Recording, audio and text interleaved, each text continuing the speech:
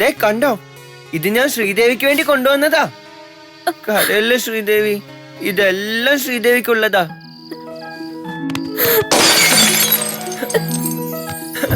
അയ്യോ,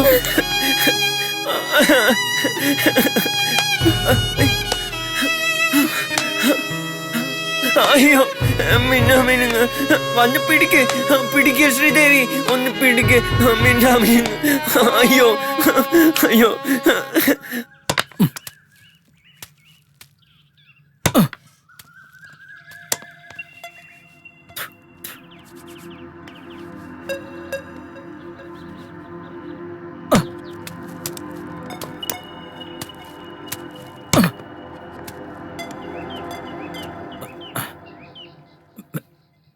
എന്താ കുഞ്ഞെ? ഒന്നുമില്ല, ഞാനെന്തോ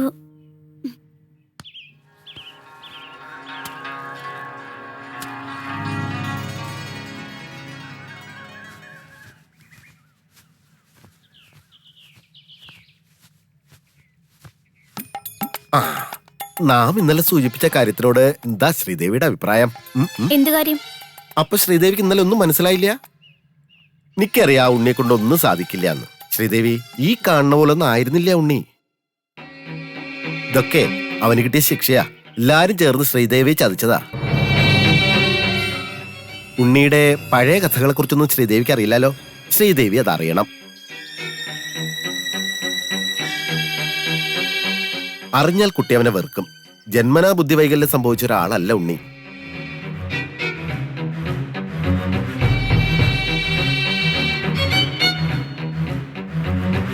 പിന്നെ ധൂമകേതു വരണു. എന്നെ നിന്നെ ഇങ്ങനെ കണ്ടാൽ ഇവിടെ ഭൂകമ്പം നടക്കും. ഞാൻ ഇപ്പൊ പോവാ, പിന്നീട് വിശദമായിട്ട് പറഞ്ഞുതരാം. ഉണ്ണിയുടെ പഴയ കഥകളെ കുറിച്ചൊന്നും ശ്രീദേവിക്ക് അറിയില്ലല്ലോ. ശ്രീദേവി അതറിയണം. അറിഞ്ഞാൽ കുട്ടി അവനെ വെറുക്കും. ജന്മനാ ബുദ്ധിവൈകല്യം സംഭവിച്ച ഒരാളല്ല ഉണ്ണി. അല്ല, രാജകുമാരി ഇവിടെ പകൽക്കിനാ വേണ്ടി നിക്ക. വേഗം പോയി പാൽക്കഞ്ഞി തയ്യാറാക്ക്. മുത്തച്ഛൻ ഇപ്പൊ പൂജാമുറിയിൽ നിന്ന് ഇറങ്ങും.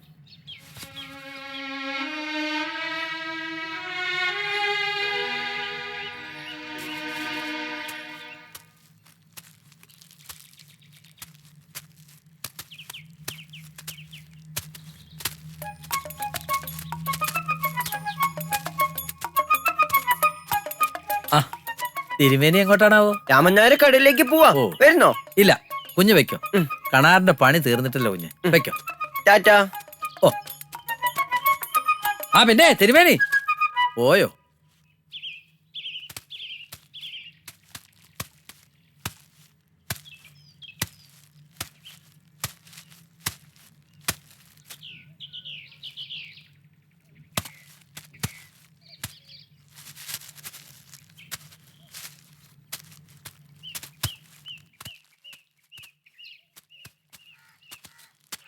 കണാര,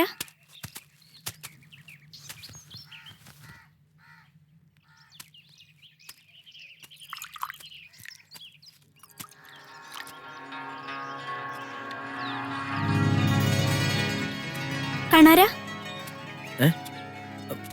കുഞ്ഞു പോയില്ലേ?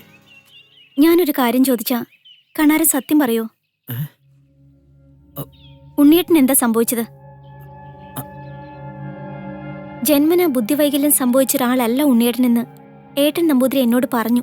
പക്ഷെ യാഥാർത്ഥ്യം എന്താണെന്ന് പറയുന്നതിന് മുമ്പ് സുധർമ്മേട്ടത്തി വന്നു. ഇനി എനിക്കത് ചോദിക്കാനാവില്ല. വസുദേവേട്ടനോട് മാത്രമല്ല, തറവാട്ടിലുള്ള ആരോടും. അതെല്ലാം ചോദിച്ച് തറവാട്ടിലുള്ളവരെ വിഷമിപ്പിക്കാനും ഞാനില്ല. കണാരൻ എന്നെ വിശ്വസിക്കാം. എനിക്കും വിശ്വാസമാണ്. അതുകൊണ്ടാണ് ചോദിക്കുന്നത്. പറയൂ, ഉണ്ണിയേട്ടൻ എങ്ങനെ ഈ അവസ്ഥയിലെത്തിയത്?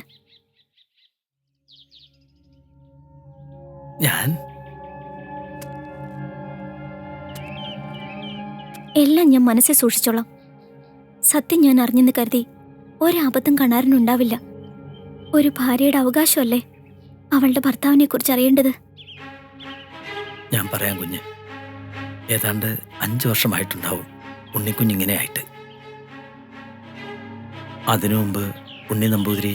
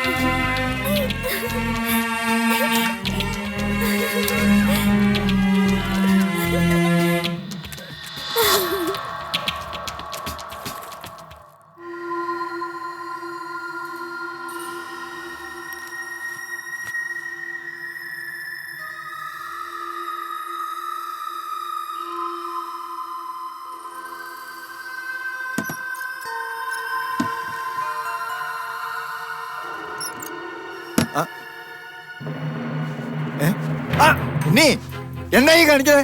എന്താ എന്റെ കയ്യില്? പൈസയാ? ആ കാശൊക്കെ തരാ. ഇല്ല, ഞാൻ തരില്ല. ഈ കാശ് എനിക്ക് വേണം. എനിക്ക് പണത്തിന് ഒരുപാട് ആവശ്യമുള്ളതാ. എന്തിനാ നിനക്കിപ്പോ കാശ്? കള്ളു കുടിക്കാനല്ലേ?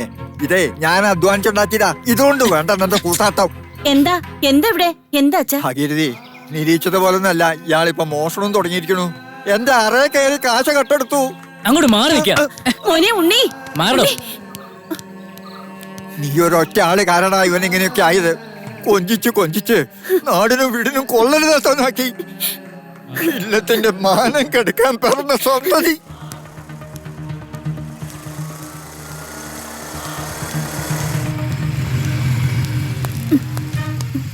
ഉണ്ണി കയ്യിന്ന് വിട്. ഞാനൊരു കാര്യം ആവശ്യപ്പെട്ടിട്ട് ശ്രുതി ഇന്നേ വരെ മറുപടി പറഞ്ഞില്ല. പറയ്, ഞാൻ ഒരുപാടങ്ങ് മോഹിച്ചു പോയി. അതുകൊണ്ടാ. വെറുതെ ഭക്ഷണത്തിനും പറയാതെ കൈയെടുക്ക്, ഇല്ലെങ്കിൽ ഞാൻ ഒച്ച വെച്ച് ആളെ കൂട്ടും. എന്നാ ഒച്ച നോക്കടി. നിനക്ക് ഈ ഉണ്ണിയെ ശരിക്കും അറിയാഞ്ഞിട്ടോ. ഉണ്ണി ഒരു കാര്യം മനസ്സിൽ വിചാരിച്ചാൽ നേടിയിരിക്കും, അതെന്ത് വില കൊടുത്തിട്ടാണെങ്കിലും. പൊയ്ക്കോടി നീ. പക്ഷെ നീ എന്നേക്കുമായി ഉണ്ണിയുടെ കയ്യിൽ നിന്ന് രക്ഷപ്പെടാന്ന് വിചാരിക്കണ്ട കേട്ടോ. എന്താ കുഞ്ഞെ ഇതെല്ലാം? താൻ പോടോ.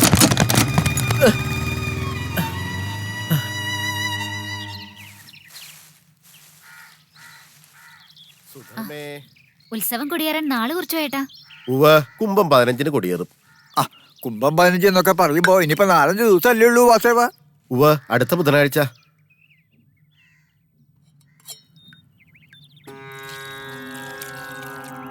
ഉണ്ണി തെങ്ങടാ? ടൗണിലേക്ക്.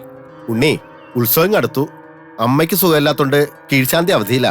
പൂജയും കർമ്മങ്ങളും സ്വായത്തമാക്കിയ ആളല്ലേ ഉണ്ണി. അതുകൊണ്ട് ഉത്സവകാലത്ത് ഉണ്ണി എന്റെ ഒപ്പം ഉണ്ടായച്ചാൽ അത് വലിയ ആശ്വാസമാണ് എനിക്ക്. അങ്ങനെ ഇപ്പൊ ആശ്വസിക്കണ്ട. ഒരു പൂജയും കർമ്മവും എനിക്ക് താല്പര്യമില്ല തോന്നും.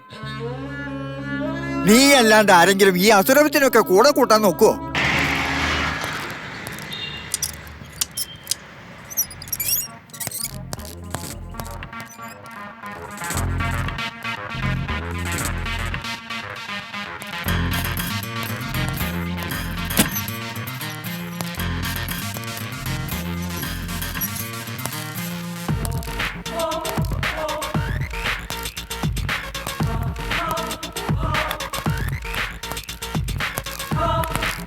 ശ്രുതി, ഉണ്ണി എന്തിനാ ഇവിടെ വന്നേ?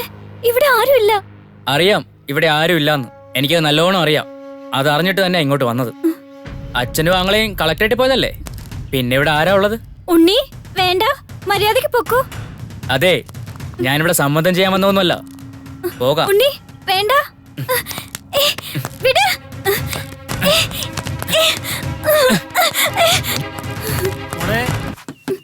വാതിൽ തുറക്ക. ശ്രുതിയെ, വാതിൽ തുറക്ക.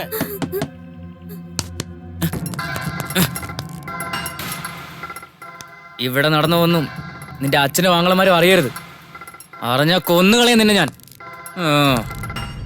മോളെ, മോളെ, വാതിൽ തുറക്ക. മോളെ, മുഖമെന്താ വല്ലാണ്ടിരിക്കുന്നത്? അത് ഞാൻ ഉറങ്ങുമായിരുന്നു അച്ഛാ. അല്ല, കളക്ടറേറ്റിൽ പോയില്ലേ? അടിയന്തരമായി മുഖ്യമന്ത്രിയുടെ കോൺഫറൻസ്. കളക്ടർ അങ്ങോട്ട് പോയി. കളക്ടറില്ലാതെ ഞങ്ങൾ എന്തിനാ അവിടെ ഇരിക്കുന്നത്? ഞങ്ങൾ ഇങ്ങോട്ട് പോന്നു.